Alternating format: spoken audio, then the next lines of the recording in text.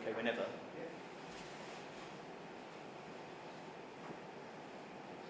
Okay, if we are ready, we are going to go live in 5, 4, 3, 2, 1.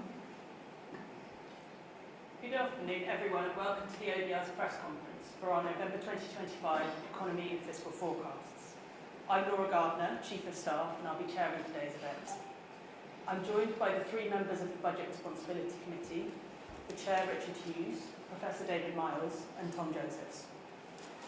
In a moment, Richard will run us through a summary of the forecast we've just published, after which the committee will take questions from both those here in the room with us today and those joining us online. Those watching online can submit questions at any time on Slido via the link on our website. Before that, I should start by thanking, on behalf of the committee, staff from the OBR, Treasury and across government for their expertise, flexibility and perseverance in putting this latest forecast together. Of course, all the analysis and conclusions continue to represent the BRC's own independent judgments. With that, let's hear from Richard. Thanks, Laura, and good afternoon, everyone. Before I turn to the substance of our forecast, let me start with an apology.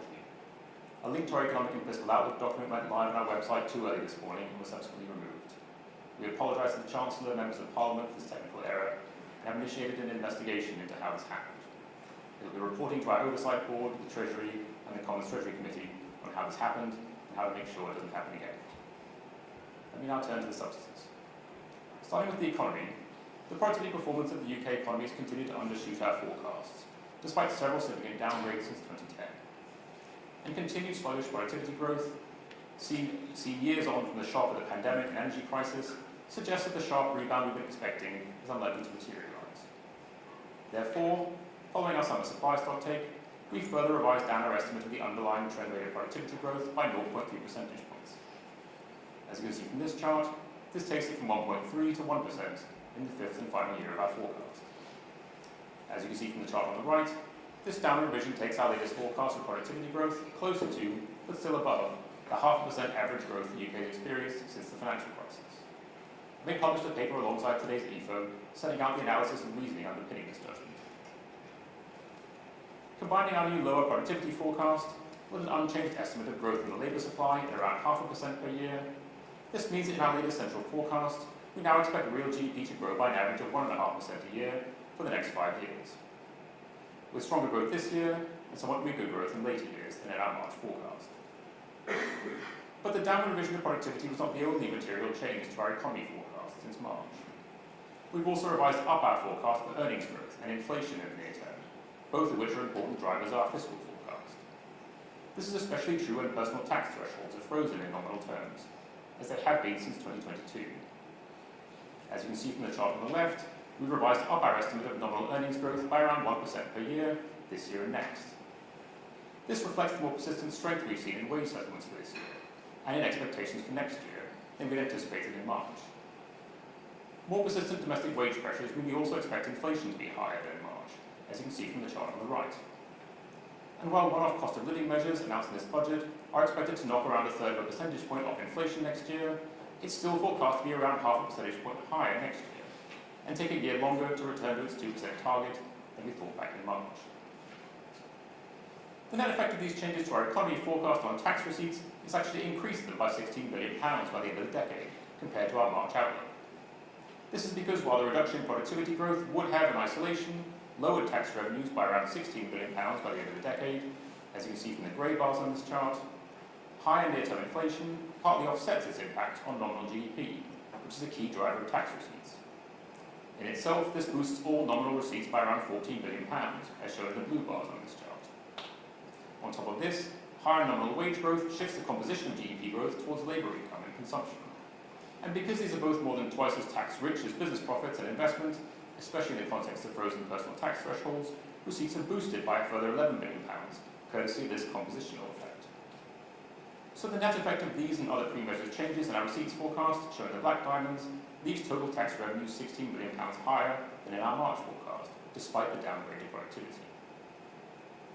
Let me now turn to what these and other developments imply for the latest fiscal outlook before taking account of policies announced in today's budget. As you saw in the previous chart, the net effect of changes to our economy forecast increased receipts and therefore reduced borrowing by £16 billion by the end of the decade compared to our March forecast. However, this improvement in the underlying receipts position is more than offset by a £22 billion increase in underlying spending in the same year. In particular, higher inflation and disability caseloads are expected to push up the cost of welfare spending by around £8 billion. Higher borrowing and interest rates increase the cost of servicing the government's £3 trillion stock of debt by around £4 billion. High departmental and other central government expenditure adds £6 billion per year to spending in the middle years of the forecast. And last but by no means least, we've significantly revised up our forecast for local authority spending by around £8 billion, based on both higher outturn data and a much higher estimate of future spending on special educational needs. Taken together, and before accounting for the impact of budget policies, these and other changes to our underlying fiscal forecast added around £6 billion to borrowing in 2029-30. And with the same impact on the current deficit, this left the Chancellor still meeting her target to balance the current budget in that year by around £4 billion in our pre-measures forecast. Against this slightly weaker underlying fiscal position, the Chancellor's autumn budget included an array of spending and tax increases. Starting on the spending side, first it pays for the reversals to previously announced cuts to winter fuel payments and health-related benefits announced over the summer at a cost of £4 billion per year. Second, it pays for the increases in departmental spending announced during the June spending review at an average cost of £1 billion a year over the next 3 years. Third, it scraps the two-child limit on benefits, which costs £3 billion per year, and increases payments to 560,000 families. And fourth, it announces a range of other spending measures, including £2 billion a year to reduce household electricity bills over the next 3 years. Moving to the tax side of the budget, it freezes personal tax thresholds for a further 3 years, which raises £8 billion in 2029-30. Second, it charges national insurance contributions on salary sacrifice pension contributions, which raises £5 billion. Third, it increases income tax rates on dividends, property and savings income by 2 percentage points, which raises £2 billion. And there are a host of other tax measures raising a further £11 billion, which you can read about in Chapter 3 of our ECO. Adding the cost and yield from budget policy measures to the pre-measures fiscal position from before, budget policies further increase spending in every year, and by £9 billion by the end of the decade. But budget tax rises more than offset this increase in spending by raising £2 billion, £26 billion in additional revenue. All these policy changes, together with their indirect effects on the economy, and the forecast changes I described earlier, leave borrowing £15 billion higher next year, but £6 billion lower by 2029-30. And because some of the extra budget spending is in the form of investment, the current budget is improved by £12 billion in that year compared to our March forecast. Taking both forecast and policy changes together, the budget pushes both tax receipts and spending higher as a share of GDP. Receipts are up by £38 billion by the end of the forecast, and the tax to GDP ratio reaches a new high of 38% of GDP by the end of the decade. Spending is also higher every year by around £33 billion, and on a flatter profile than forecast in March, due to both forecast and policy changes. By the end of the decade, spending settles at just over 44% of GDP, which is 5 percentage points higher than it was before the pandemic. Looking at what this implies for the overall path of borrowing as a share of GDP is projected to fall from just over 5% last year to 4.5% this year to 2% from 2029-30. And the near-term loosening in this budget shifts back the weight of the planned fiscal consolidation by a year relative to March. The composition of consolidation is also now more tax-heavy, with increases in tax accounting for 3/4 of the reduction in borrowing as a share of GDP, and reductions in spending account for the remaining quarter. This compares to around 2/3 tax and 1/3 spending in last autumn's budget. Debt rises over the forecast from 95 to 97% of GDP in 2028-29, before falling back to 96% in 2030-31 due to a one-off repayment of Bank of England. Compared to our March forecast, debt is around 1.5% of GDP higher on average over the next 5 years. Looking at what all this means for the specific aggregates targeted by the Chancellor in her fiscal rules, starting from the £10 billion the Chancellor had against her current balance target in March, underlying forecast changes reduced the margin against her current balance target by £6 billion. Meaning the fiscal rules were met by £4 billion in our pre-measures forecast. Budget policies improved the current budget in 2029-30 by £18 billion. So the current balance target is met in our post-measures forecast by a margin of £22 billion, which is more than double the £10 billion headroom the Chancellor set aside in her first 2 fiscal events. and this increases the Chancellor's probability of meeting our fiscal mandate from 54% in March to 59% in this event. Turning to the Chancellor's target to get net financial liabilities falling as a share of GDP by 2029-30, this is also expected to be met by an enhanced margin of £24 billion, which is somewhat higher than the £15 billion she had in March, and increases the probability that this target will be met in outturn from 51 to 52%.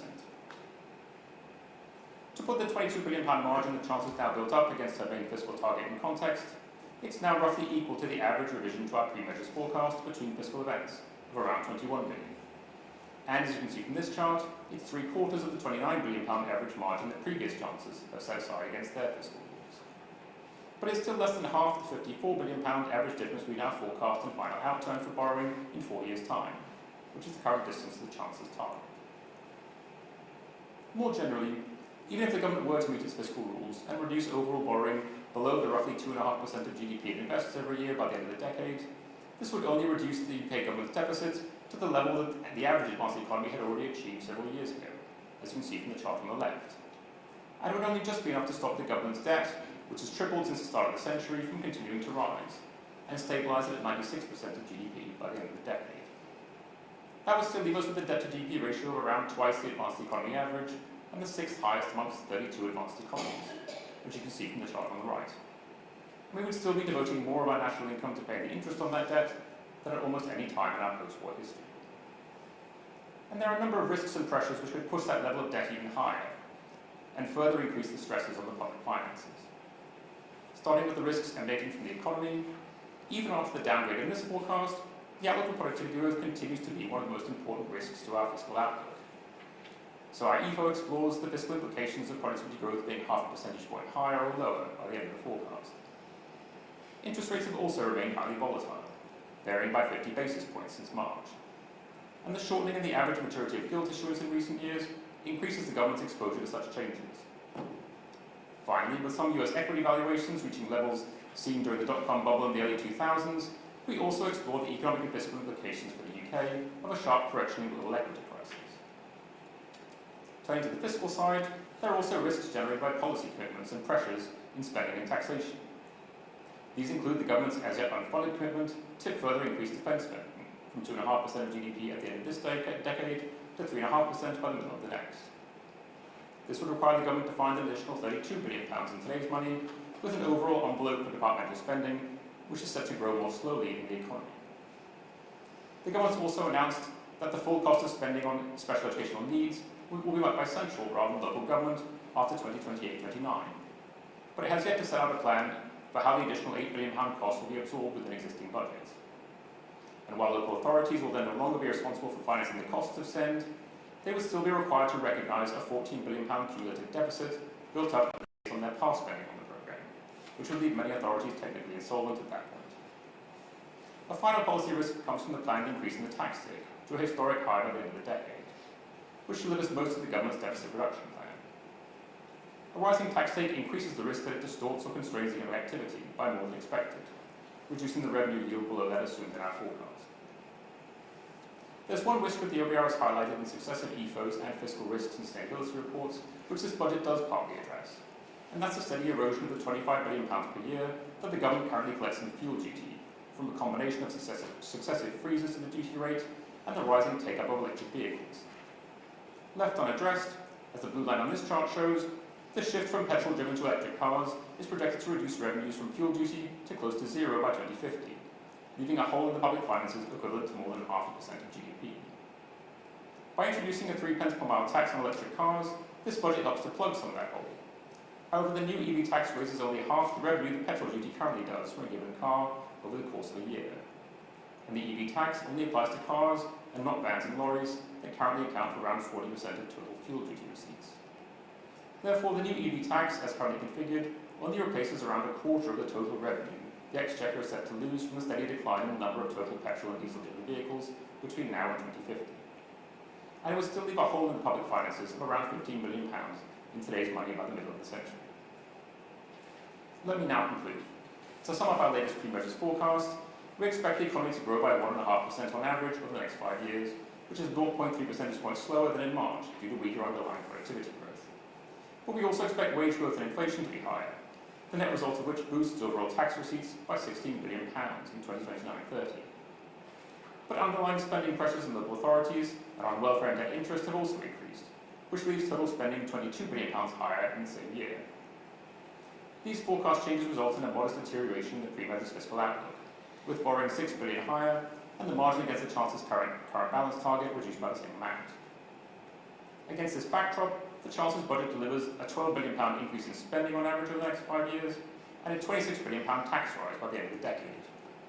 Taken together, these budget policies increase borrowing over the next 3 years by £5 billion on average, and then reduce it over the following 2 by an average of £13 billion, shifting the weight of fiscal consolidation back by a further year.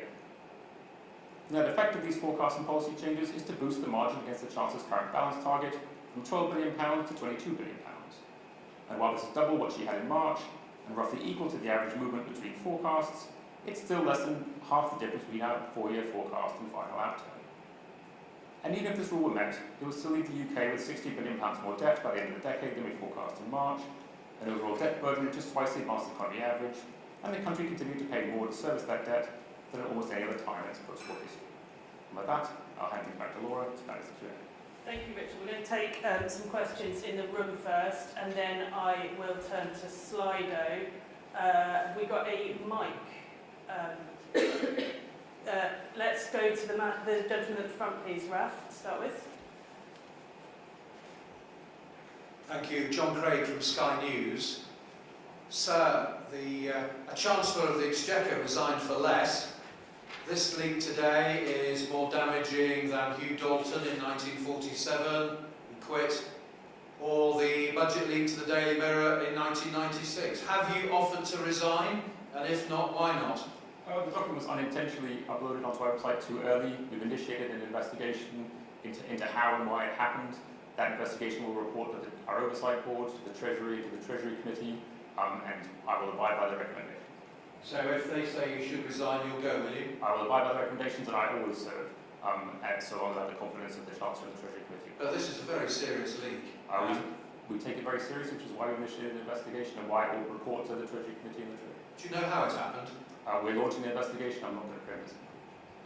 Does that mean you don't know how it happened? At the moment, we understand how it happens, but we want to get to the fundamental causes and make sure it doesn't happen again. Has anybody been disciplined or anything like that? We've been focused on getting our EFO out into the public at the right time in light of this, in light of what happened.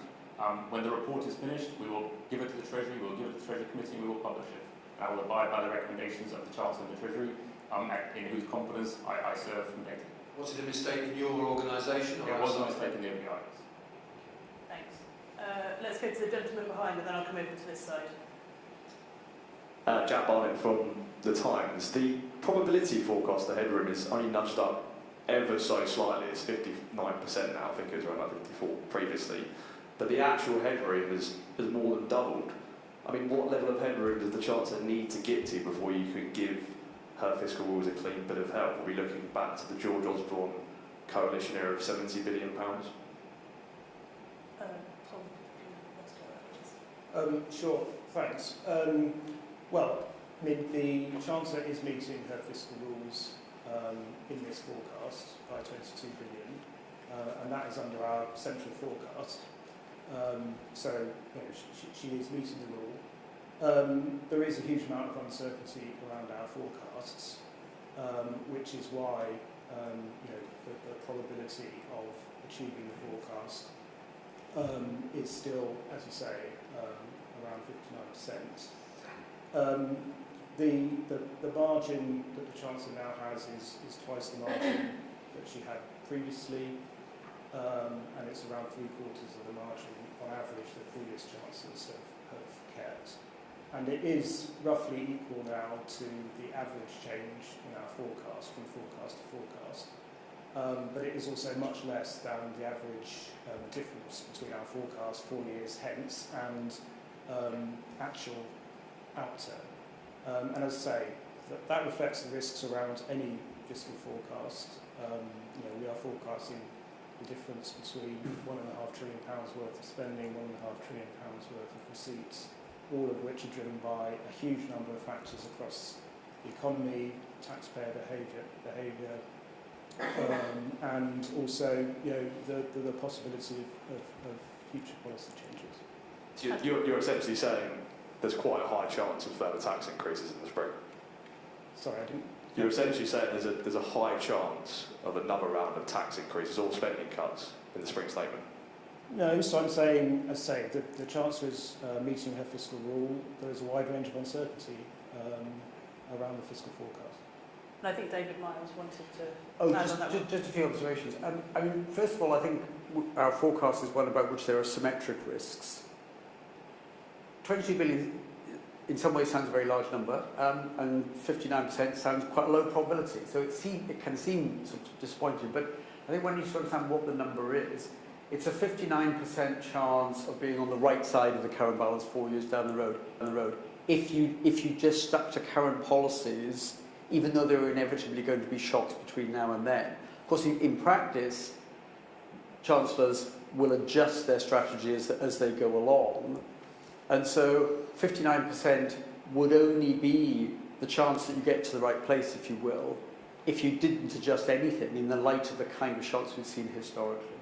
And as I say, the risks are symmetric around that. So if we get a series of good shocks, and there haven't been many good shocks in the UK over the last 15 years, we won't be due for some, one can adjust policy in the other way, reduce taxes or increase spending. Raf, we'll come to the woman in the back, and then we'll... Hi, Anna Grosso from the Financial Times. Can I ask two questions, if I may? So one is, were you notified at any point in the process that there was going to be an income tax rise? And second of all, even before the two-child benefit cap, you were forecasting £22 billion of increased spending, which is absolutely enormous. What is your assessment of what's going wrong on spending discipline? So I'm going to divide your two questions between two people. Richard, could you take the first, and then Tom, could you come in on spending, please? Mm-hmm. Yeah, so on the first question, we don't comment on policy under development. We only forecast and report on policies that are finalised in the Chancellor's budget. Tom? And so on the increase in spending in the forecast, so before the impact of any policies that the Chancellor's announced, there was a significant increase in our forecast for spending, which actually sort of starts now and is maintained through the forecast. That is driven by a few different areas of spending, in particular an increase in welfare spending. That is largely due to higher inflation, so higher benefit uprating, but it's also due to some increases in the estimate of benefit caseloads, particularly those people who are claiming for health or disability related reasons, and also higher caseloads of pensioners. There's also an increase in debt interest spending.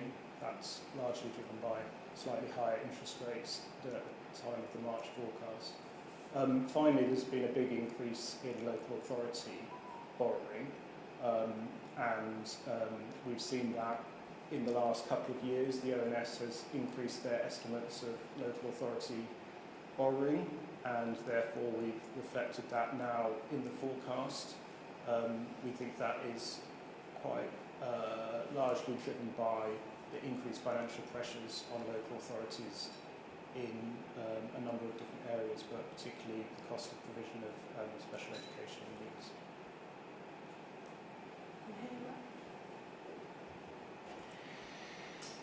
Thank you, Arnold Telegraph. How embarrassed and ashamed are you of the leak? We've apologised for it. It's not something which we like to happen in situations. It was an accident, and we will be doing an investigation. And we will act by the recommendations of that. Right, we've got a few more in the room, so let's take those, and then I will come to Slido. Let's go to this gentleman here in the third row. Thank you, David Robinson, Market News. Saving rate. You have a fairly sharp drop in the saving rate on the assumption that households will smooth consumption. We've had worthy papers from the Bank of England suggesting this is questionable and there's doubts about what, given all the uncertainty and inflation expectations and everything else, that maybe saving rate won't come down. How do you justify it? Because I've already seen a couple of analyst notes saying this looks pretty strange. I'm going to ask David to answer that one, please. It's partly because the profile of real earnings and real household disposable income is flatter than we thought. That's partly a reflection of the productivity judgment we've made. It's partly a reflection of taxes going up to create a more substantial amount of headroom or margin. And you'd expect, I think, that if people's expectations of where their income might be going turn out to be downgraded somewhat, that they might not adjust their consumption down in the short term as much, and that would mean that there'd be a sort of degree of smoothing. It's a difficult judgment to make. It's true that savings have been, after the big shocks of COVID and the energy price increase, the savings rate in the UK has been higher than most people thought. It's a central judgment.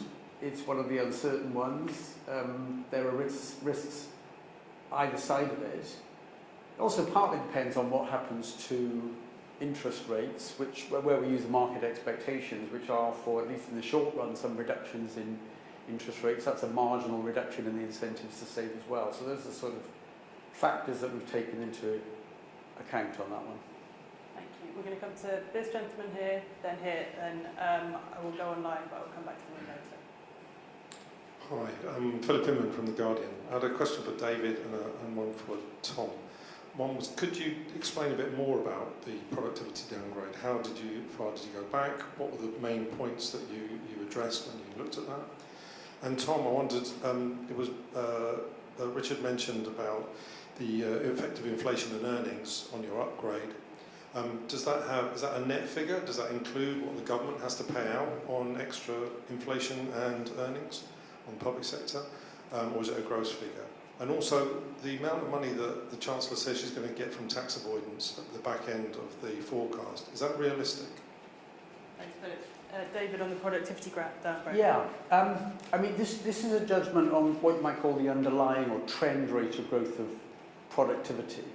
So it's the underlying rate, stripping out things like cyclical position of the economy, the ups and downs, or in fact the impact of shocks, which might have a temporary impact and will certainly show up in measured productivity. If you just take total output in the economy, GDP, divided by how many people are working or how many hours they're working, that's a mixture. How that moves over time is a mixture of what you might call the fundamental trend rate and being buffeted around by shocks. We've had a lot of shocks in the UK going right back to the financial crisis. So I think it's a pretty difficult judgment to make, because you can't just take the published estimates of productivity, which themselves are subject to mismeasurement on GDP, and particularly on labour input, where there have been problems in the UK. You can't just take those measures and say, well, let's draw a straight line through the last 4 or 5 years, and that's what the future's going to look like. That would be a pretty poor estimate of the sort of underlying rate. And I think it's because of the impact of shocks that you'd expect to have a short-run impact, which could be very negative, but to be somewhat temporary, that we kind of stood back from making an adjustment in the aftermath of COVID or the energy price shock, because they were, I think, very much clouding the picture on what's happening to underlying productivity. I think now we're 5 years on from COVID, and a couple of years on from the really very big changes in energy prices, and we've now got some alternative measures of labour input which might correct some of the defects of the labour force survey.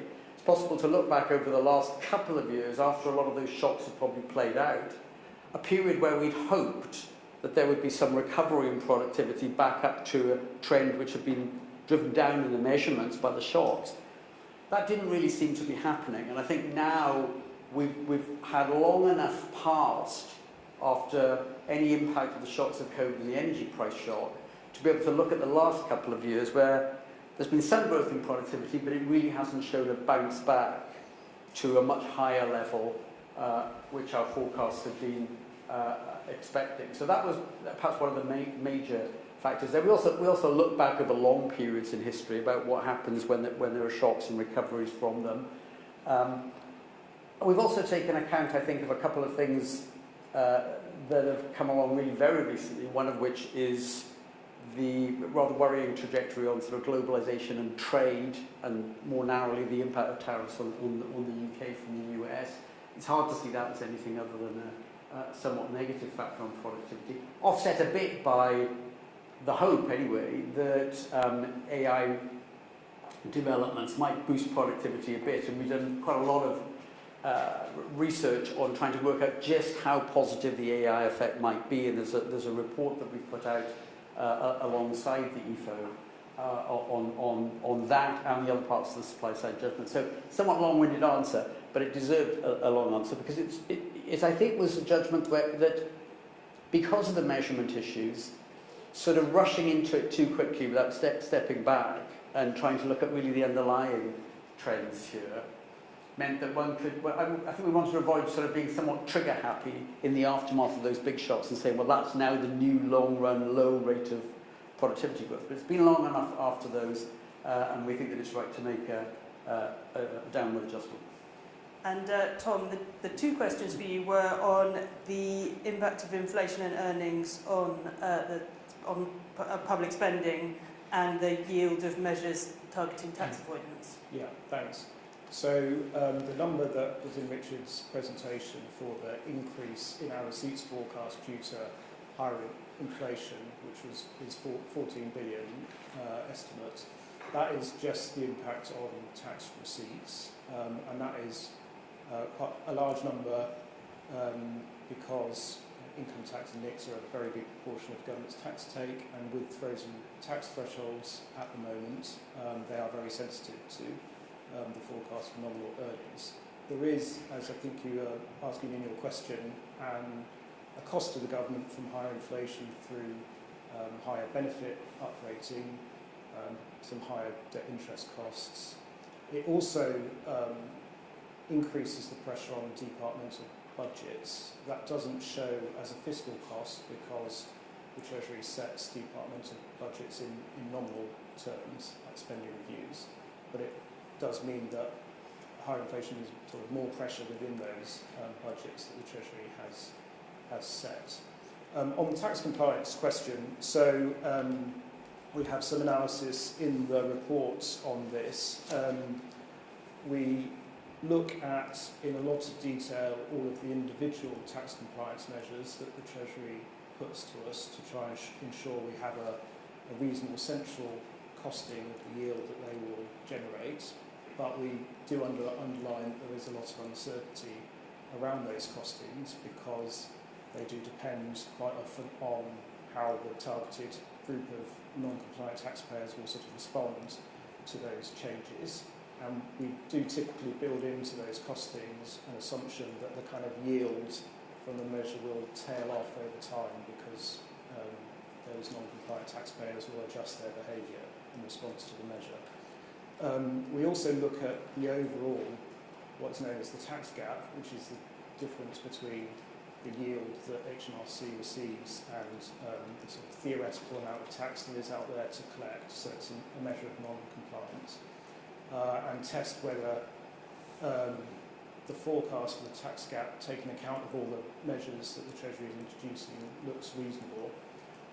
What that shows at the moment is, well, if you look at the past, the tax gap came down quite significantly during the 2010s, which in large part was probably due to measures that HMRC was taking. It's been relatively flat since 2017-ish.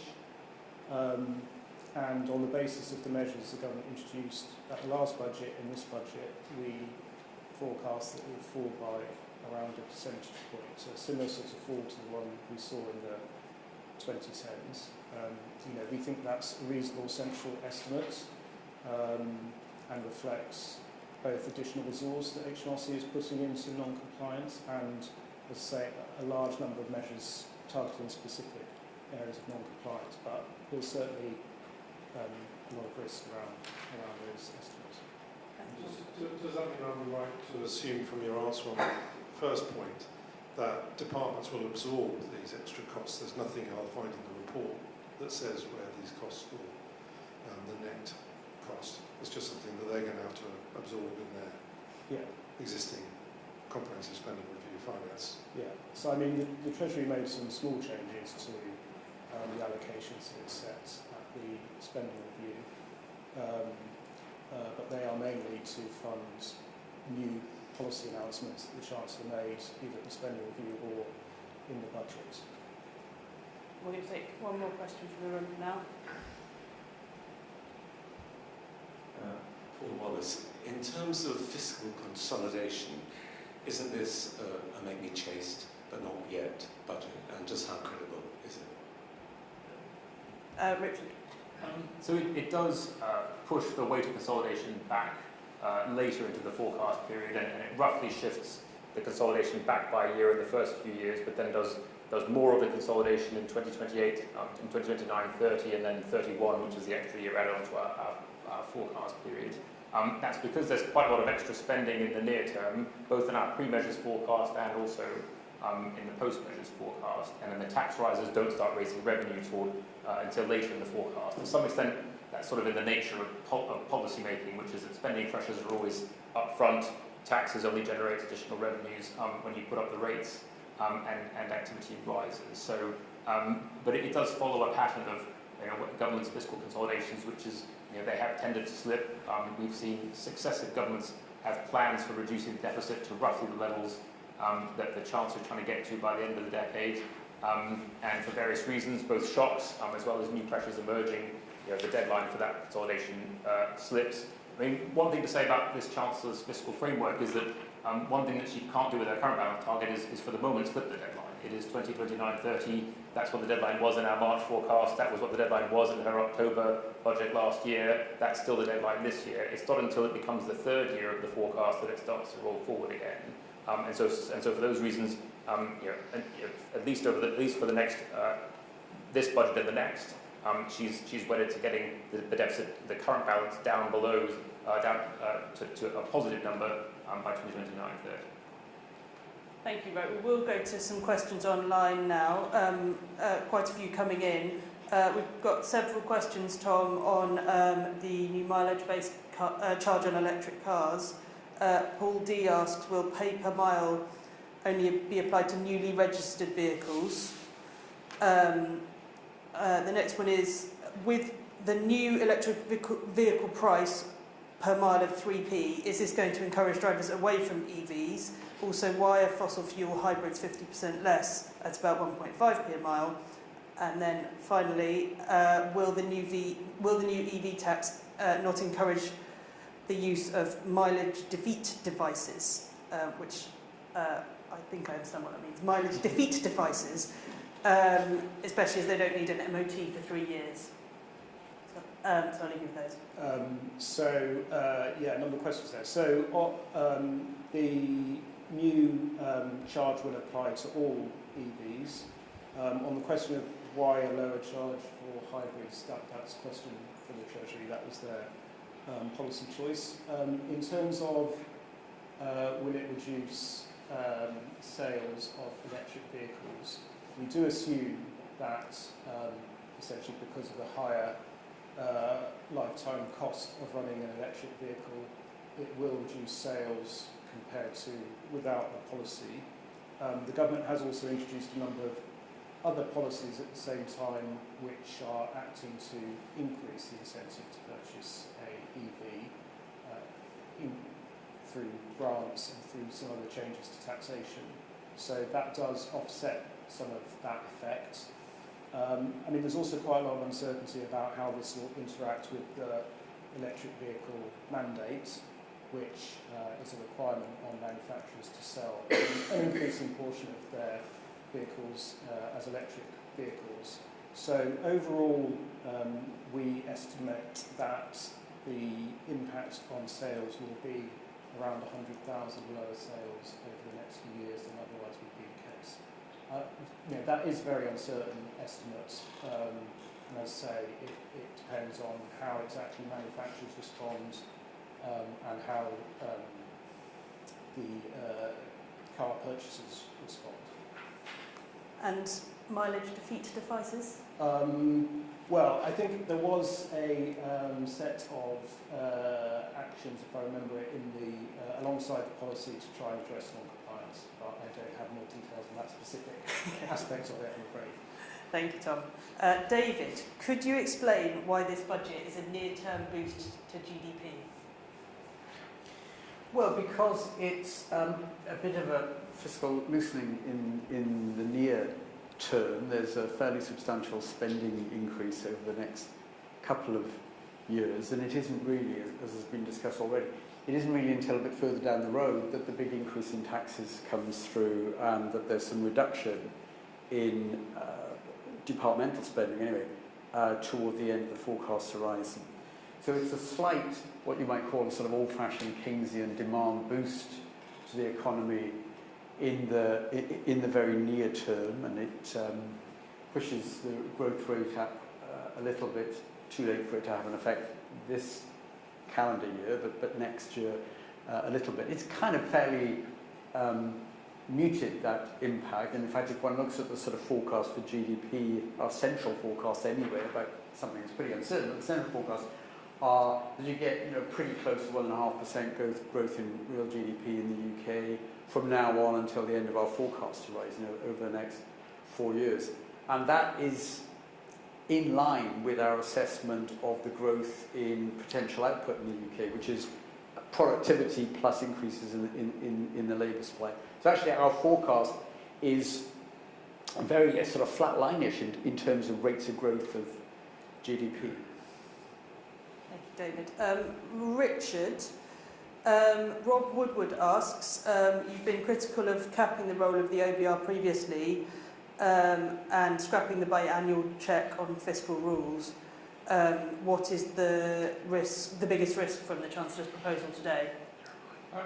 So the Chancellor announced today that they're going to amend legislation to mean that the fiscal rules are only assessed once rather than twice a year, but also makes it clear that we'll continue to produce 2 forecasts a year, full 5-year economic and fiscal forecasts, which will include forecasts for the fiscal aggregates included in the Chancellor's fiscal target. So there'll be no loss of transparency from the perspective of the public, Parliament, and taxpayers having an understanding of the state of the public finances and the outlook for them.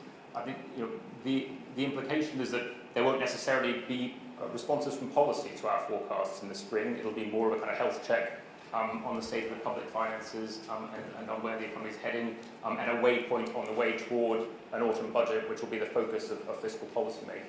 And I think, as I said in my presentation, the headroom that the Chancellor's now built up against her fiscal rules of around £22 billion is around the average forecast to forecast change between our forecasts, which also means that it's more, there's a better chance that the rules are still being met in our spring forecast than when she had lower headroom. Thank you, Richard. A question probably for you, Tom, on the 2-child benefit limit. What behavioural changes have you modelled for the removal of the 2-child limit? And that's from Jordan Byrne.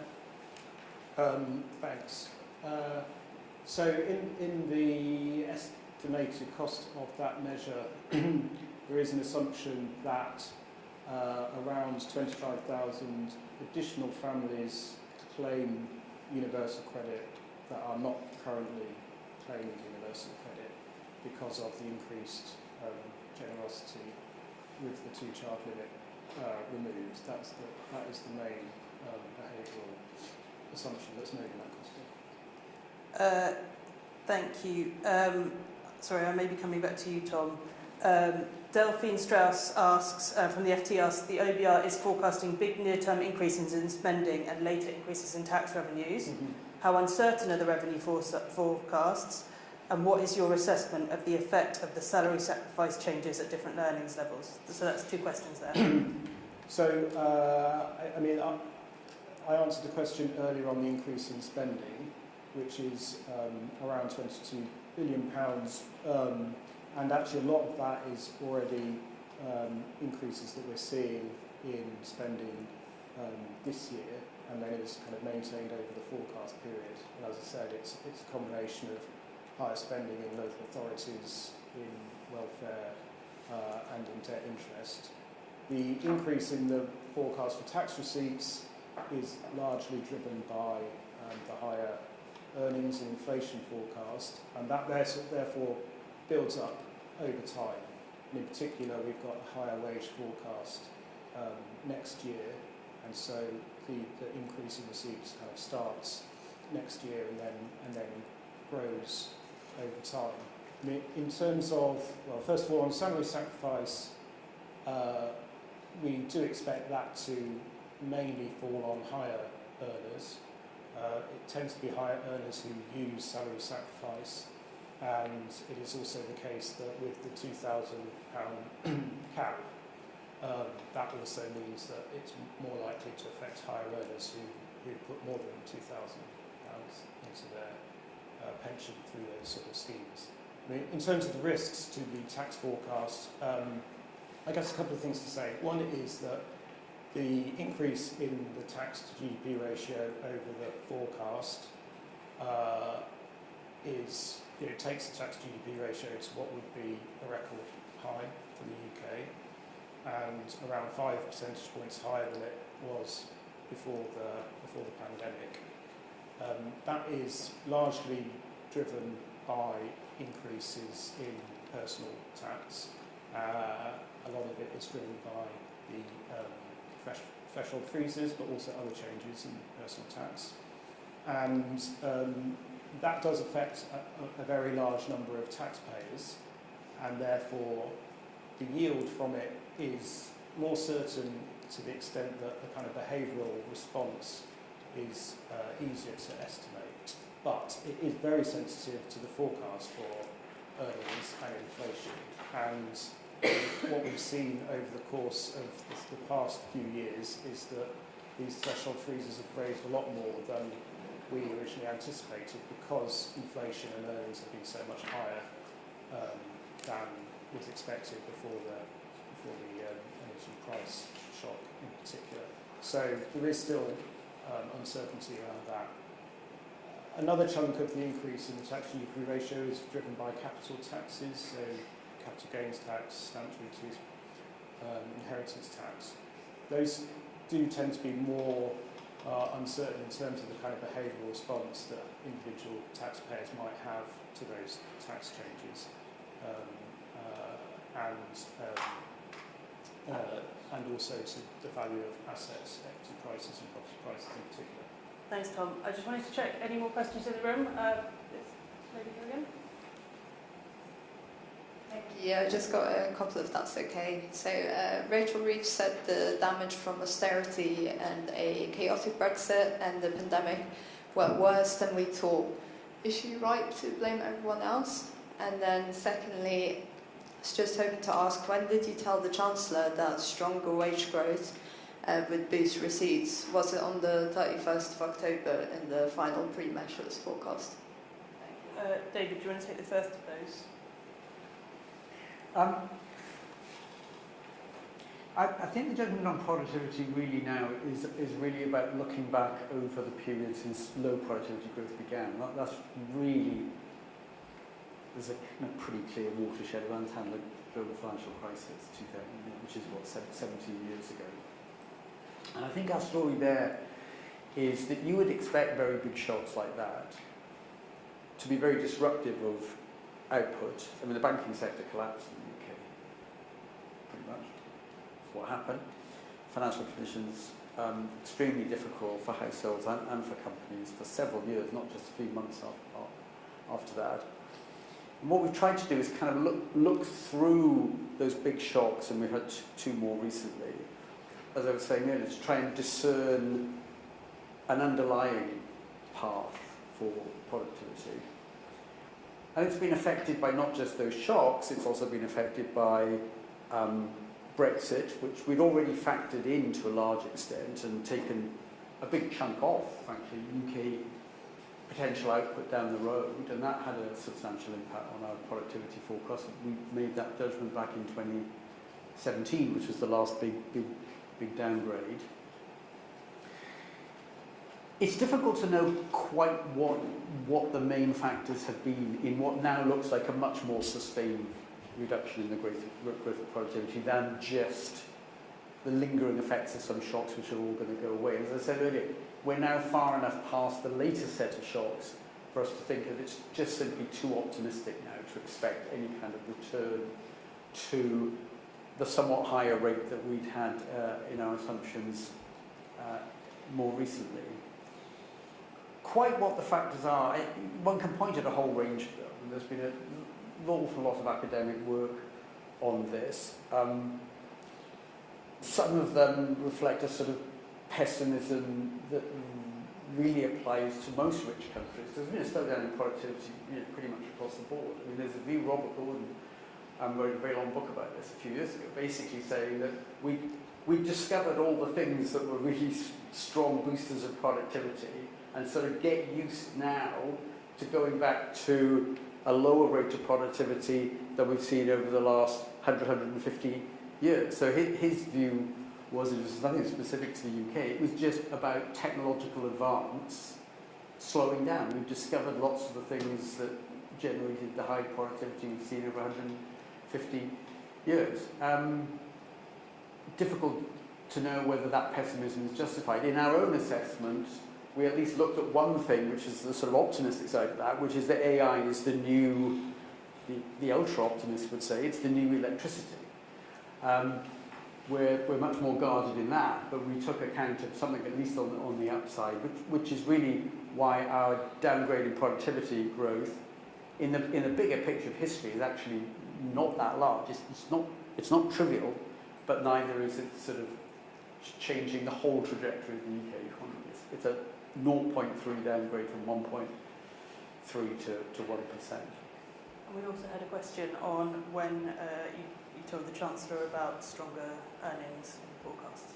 Yeah, so as we set out in the foreword of the document, one of the things which we try to do is make sure that our forecasts are as stable as possible over the course of the forecast exercise, so that it's only really new information that's available in the outside world that changes our view of things. That's one of the reasons why we do these summer supply stock takes about what we think of the underlying trend rates of productivity, as well as trying to get other macroeconomic judgments into our forecast in the early rounds. Unfortunately, I can't go into the details of all the specifics of our forecast in every round, but you get all the detail when we do publish our info at the end of the process.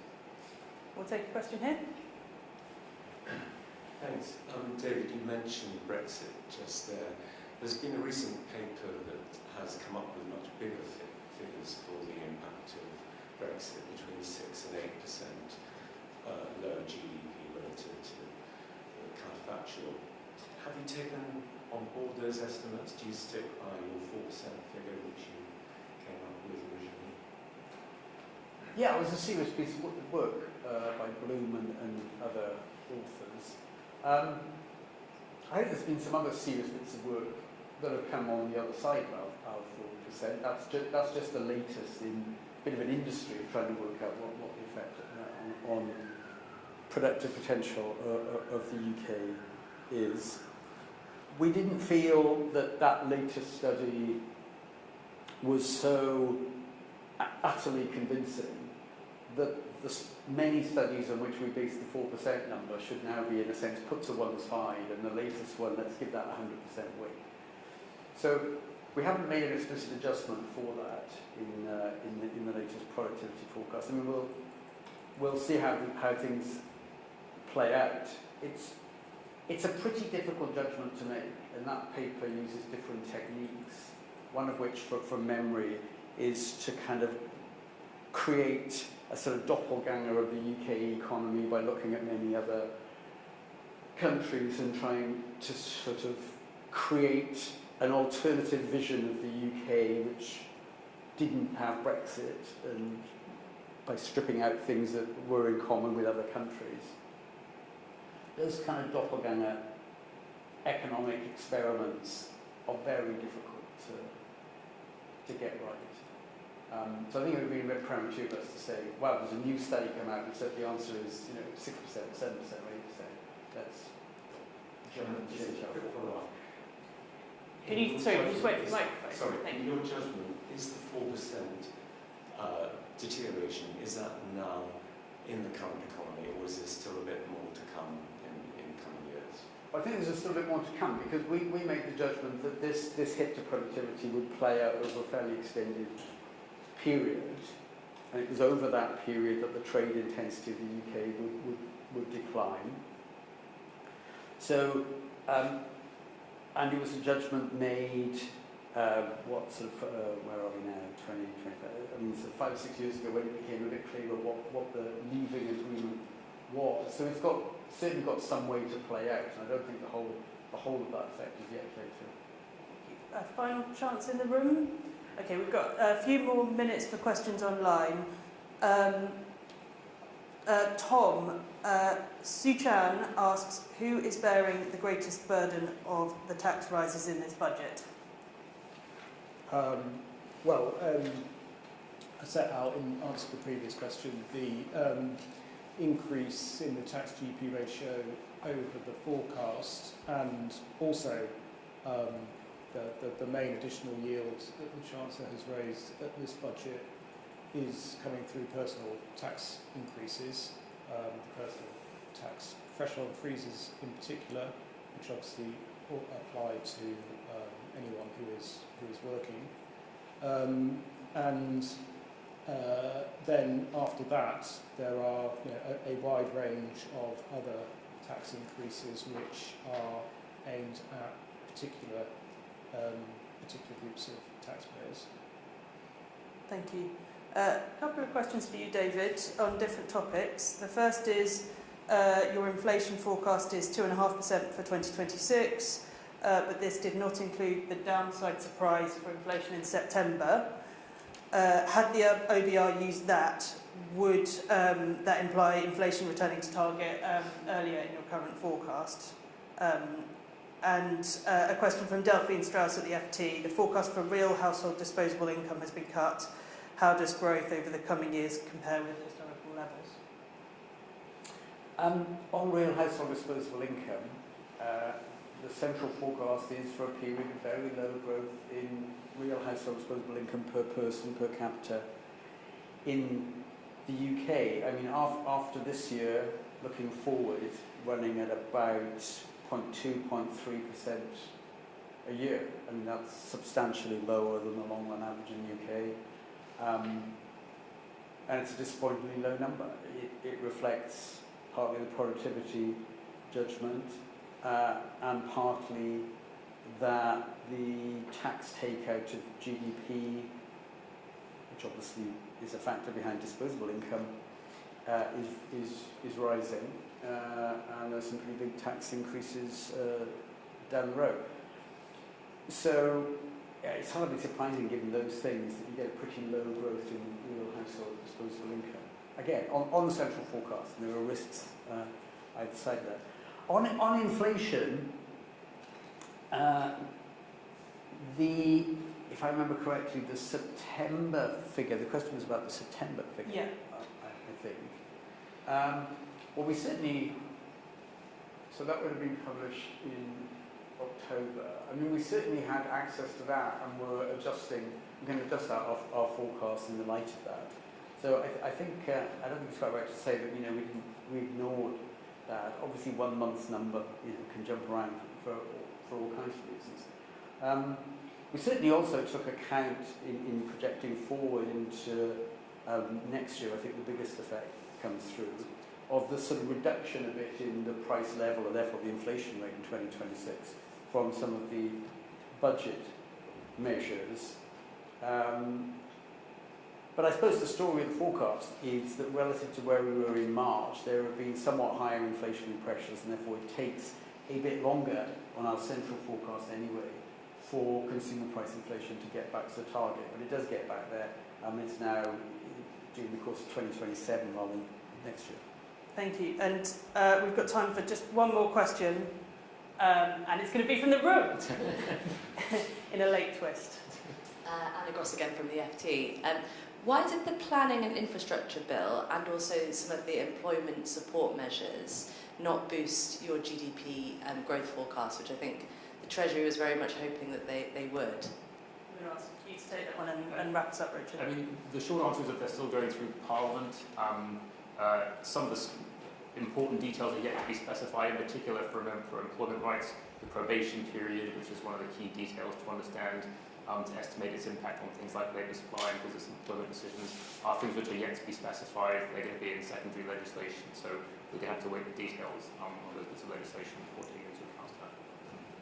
Thank you, Richard, and David and Tom. So I'm afraid that's all we've got time for this afternoon. Apologies to those whose questions online we didn't get to. Do get in touch with us, and we're very happy to follow up afterwards to try and answer your question. And I will wrap up by saying thank you to all of you for joining us today, and we look forward to seeing you at our next event in the new year.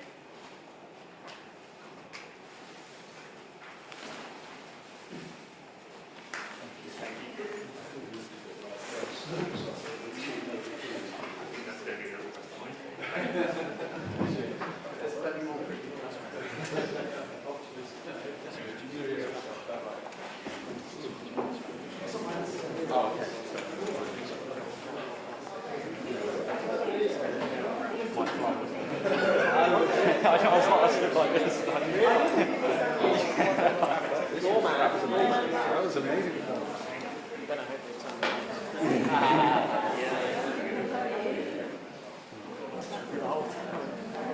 Literally, I realised like after the lights were hitting the back of my head on the replay. You'll see it on my face. See you later. You have to see it. Thanks very much. Which one of your shots are more interesting than mine? One was sort of similar. It's more interesting. It wasn't positive. I mean, to be honest, maybe if the mistake hadn't happened, you wouldn't have become. Once more picture. I mean, it's an interesting one because the mistake happened, but then the biggest story of the budget got announced. So it's a bit like, well, are you actually going to talk about the mistake anymore? But you never know. I think maybe if you hit it resign. Yes. Oh yeah. See you later. Yeah.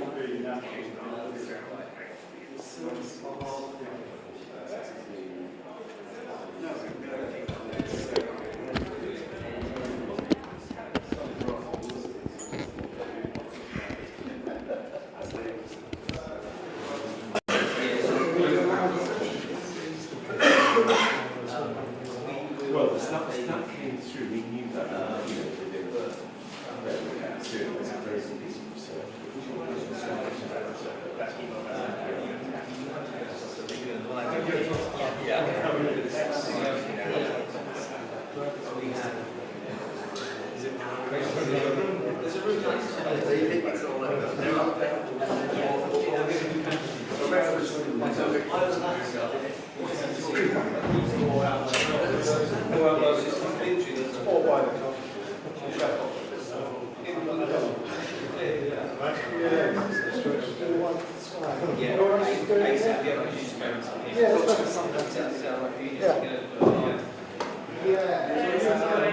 Thank you so much.